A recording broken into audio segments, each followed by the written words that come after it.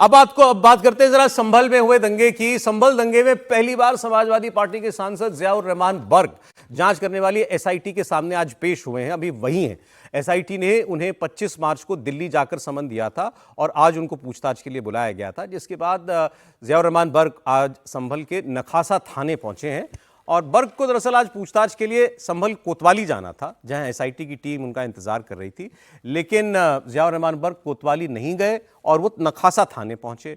और इसके बाद कोतवाली से एसआईटी की टीम अब थाने गई और फिर वहां जाकर उनसे जो है पूछताछ हो रही है। मामला क्या है? संभल में 24 नवंबर को हिंसा हुई थी और 24 नवंबर की जो वारदात हुई थी उसमें 5 लोगों की मौत हुई थी। हिंसा भड़की तब थी जब कोर्ट के आदेश पर वहां की जामा मस्जिद में एएसआई की टीम सर्वे करने के लिए पहुंची। 24 नवंबर को हिंसा के बाद 25 नवंबर को जियाउर रहमान बर्क के खिलाफ एफआईआर हुई और उन पर लोगों को भड़काने का आरोप लगा था। हिंसा से 2 दिन पहले बर्क ने संभल की जामा मस्जिद में एक भाषण भी दिया था और इसी मामले में एसआईटी उनसे पूछताछ कर रही है।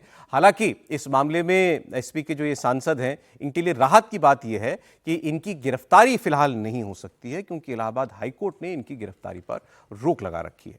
एसआईटी के सामने पेश होने से पहले जियाउर रहमान बर्क ने कहा, मेरे पास छुपाने के लिए कुछ नहीं है। मैं भारत का नागरिक हूं और सांसद भी हूं, इसलिए मेरी जिम्मेदारी है कानून व्यवस्था पर, संविधान पर मैं विश्वास रखता हूं और उसके साथ साथ माननीय न्यायपालिका पर मुझे पूरा यकीन है। मेरी इत्तेफाक से आज मेरा स्वास्थ्य ठीक नहीं था, लेकिन मेरे डॉक्टर ने मुझे बताया भी था रेस्ट के लिए, लेकिन इसी वजह से पुलिस प्रशासनिक अधिकारियों को ये नहीं लगे कि मैं विवेचना में सहयोग नहीं कर रहा और पूरी तरह से सहयोग करने के लिए तैयार हूं और सहयोग करूंगा मैं। इस और जाहिर सी बात है, मैं कोई आम नागरिक होने के साथ सांसद भी हूं, तो मेरी जिम्मेदारी बनती है और उसके साथ साथ पुलिस प्रशासन की भी जिम्मेदारी बनती है हर चीज को सही तरह से करने की। अच्छा, ये आरोपी नंबर 1 है, ये नोट करने वाली बात है इस पूरे प्रकरण के। एक दिन पहले इन्होंने वहां भाषण दिया और 3 लोग मुख्य तौर पर इसमें अभियुक्त जो है वो बनाए गए हैं। एक ये सांसद साहब हो गए वहां के, दूसरा वहां के एक पूर्व विधायक के बेटे हैं, इकबाल महमूद के बेटे, उनको आरोपी बनाया गया है, और तीसरा जफर अली, जिनको गिरफ्तार कर लिया पुलिस ने। जफर अली जामा मस्जिद की जो संभल की जामा मस्जिद है उसकी इंतजामिया कमेटी के हेड हैं और इस मामले में कोर्ट में मस्जिद पक्ष के पक्षकार भी हैं, उनको भी आरोपी बनाया गया। अच्छा, ये भी इन पर पूछा जा रहा है कि आपकी और ये जफर अली की उस दिन या उससे पहले कब कब आप लोगों की बात हुई थी, क्या बात हुई थी? सवाल इतना है कि वो उस दिन जब सर्वे हो रहा था तो वो भीड़ बाहर किसके कहने पर आई? उस भीड़ को किसने भड़काया कि तुम्हारी मस्जिद के ऊपर आंच आने जा रही है? और इसमें इन आरोप उंगलियां जो हैं सब वो इन सांसद साहब के ऊपर जो है वो उठ रही है। सपा सांसद का रोल इस पूरे मामले में ये चर्चा में। पहले भी जब दंगा हुआ था तो उस दिन भी ये सवाल उठा था कि इतने महत्वपूर्ण समय पर समाजवादी पार्टी के सांसद हैं कहाँ, जिनके परिवार में इनके दादाजी रहे शफीकुर रहमान बर्क, तो उन्हीं की सीट मानी जाती रही, एक ही बार वो हारे। और जियाउर रहमान बर्क उसके पहले जब सर्वे हुआ था उस दिन वहां मौजूद थे, जिस दिन अंतिम समय में भी स्थिति थोड़ी खराब हुई। 24 को नहीं तो ये नहीं, उस दिन नहीं थे जिस दिन दंगा हुआ, उससे पहले वाले सर्वे में थे।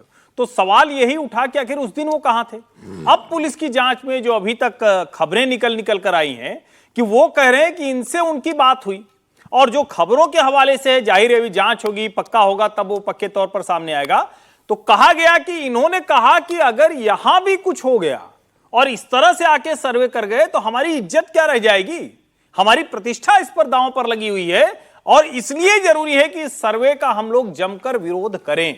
अब वो विरोध किस तरह का हुआ कि ईंट चली, पत्थरबाजी हुई, पुलिस वालों पर पत्थर मारे गए, पांव कट गया, गोली चली, 5 लोगों की जान चली गई और संभल एक बदनुमा दाग की तरह। इतना ही नहीं सर, ये भी जांच हो रही है कि भीड़ जो थी वो क्या, या भीड़ में शामिल कुछ लोग जो वहां विष्णु शंकर जैन पहुंचे थे, उनकी हत्या करना ये पुलिस का कहना है कि वो हत्या करना चाहते थे। और उसमें बार बार ये कहा जा रहा है कि विष्णु जैन क्यों आए, जबकि विष्णु जैन तो भाई अगर कोई भी इस देश में चाहे एक नागरिक के तौर पर, क्या सुप्रीम कोर्ट में आकर कोई भी याचिका नहीं लगा सकता है? अभी वक्त पर जो 13 लोग आए हैं वो कौन लोग हैं? क्या कोई सीधे किसी तौर पर कहा जा सकता है कि ये संबंधित है? फिर तो ये तो विचित्र सी बात हो गई। और विष्णु जैन वहां अदालत के निर्देश पर गए थे, सर्वे टीम के साथ थे, उनके निर्देश पर सर्वे नहीं हो रहा था, ये भी समझना जरूरी। अब बड़ी बात जो है कि क्या इसमें जियाउर रहमान बर्क जो है वो गिरफ्तार होंगे? अगर होंगे तो ये बहुत बड़ी घटना होगी, लेकिन फिलहाल उनको इलाहाबाद हाईकोर्ट की तरफ से सुरक्षा प्राप्त है।